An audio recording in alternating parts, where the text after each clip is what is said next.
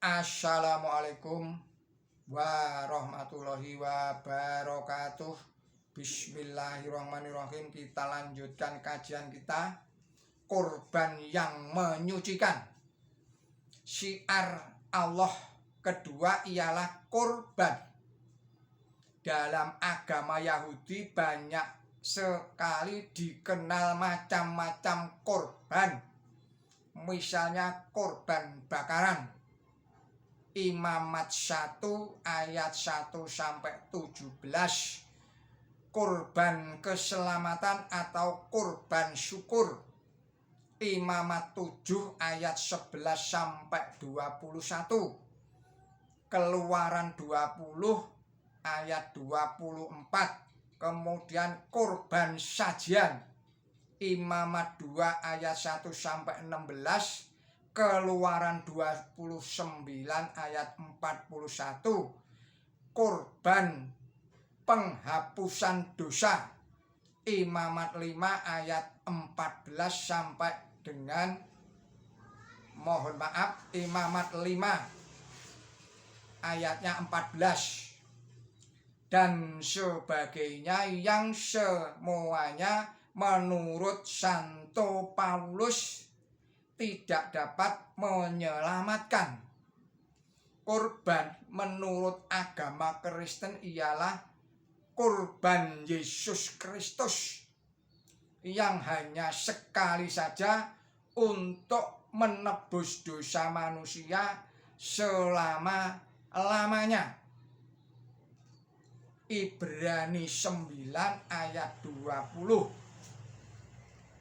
Kemudian korban semacam ini mereka anggap sebagai penyempurna agama Allah sebagaimana diundangkan di dalam Taurat dan menyenangkan Tuhan.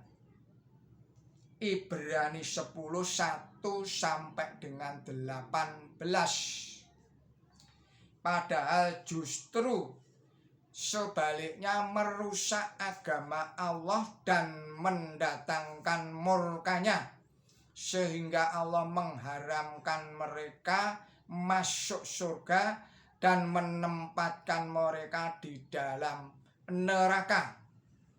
Surat Al-Maidah ayatnya 72. Sebab mereka meniru-niru ucapan orang-orang kafir sebelum mereka. Surat At-Taubah surat 9 ayatnya 30. Korban manusia untuk menebus dosa yang merajalela di kalangan bangsa-bangsa kuno sebenarnya telah dimansuh pada zaman Ibrahim alaihissalam, sebagaimana diisyaratkan di dalam kisah Ibrahim yang akan mengorbankan puteranya yang bernama Ismail. Dicegah oleh Allah, ya Ibrahimu qad sodaqtar ru'ya, wahai Ibrahim, sesungguhnya engkau telah memenuhi impian di kau mengorbankan anakmu. Surat 37 ayatnya 104 dan 105. Surat 37 adalah surat As-Saffat. Dan sebagai gantinya ialah mengorbankan binatang yang syariat ini berlaku terus menerus sampai akhir zaman. Wa fainahu bijabkin azim wa tarokna alaihi fil akhirin. Surat As-Saffat ayat 107 sampai dengan 108. Generasi belakangan yang mengundangkan ibadat korban binatang yang besar itu ialah Musa alaihissalam, sebagaimana yang tertulis di dalam Taurat yang menjadi rujukan para ulama dan Nabi Bani Israel. Hukum Taurat yang tidak dimancuh oleh Yesus itu oleh Paulus dianggap sebagai bayangan saja tentang korban Yesus Kristus. Ibrani 10 ayat 1. Dan dinyatakan batal atau mansuk karena tidak ada gunanya. Ibrani 7 ayat 17 dan 18. Perlu diketahui bahwa Yesus Kristus sangat takut akan korban yang menimpa dirinya. Mati di salib.